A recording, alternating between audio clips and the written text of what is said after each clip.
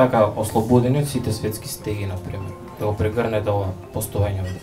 Се забавува сам во стан кој е прекриен со влакно од неговото милениче, додека во фрижитерот не му останало ништо освен нешто што наликува на поцрнето пушено месо и само мртов воздух.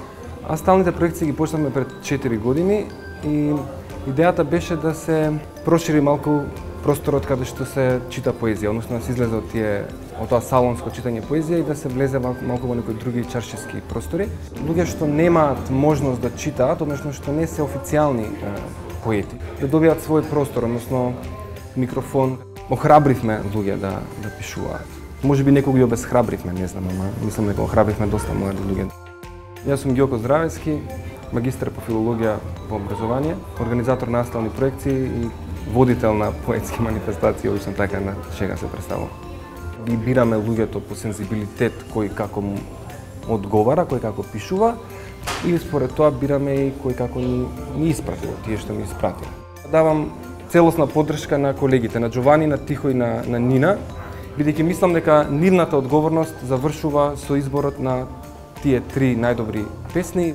И мислам дека одговорноста е во Агенцијата за млади и спорт, а инаку целиот овој настан го нарекуваме на бизарна гротеска, едно неразбирање и се направи многу врева за ништо. Поезијата е веројатно најслободното нешто, односно изразувањето уметничко, така што идејата на сталните проекции е да се доживее таа слобода на насталот со љубов и со верба и со некаква посветеност, не со преголема амбиција, меѓутоа со вистинска посветеност може да се постигне многу. Меѓутоа идејата на Астални е дека поезијата се случува сама од себе и дека така и треба да биде. Дека ако искрено се внесува во нешто човек, дека тоа потоа само тоа расцутува.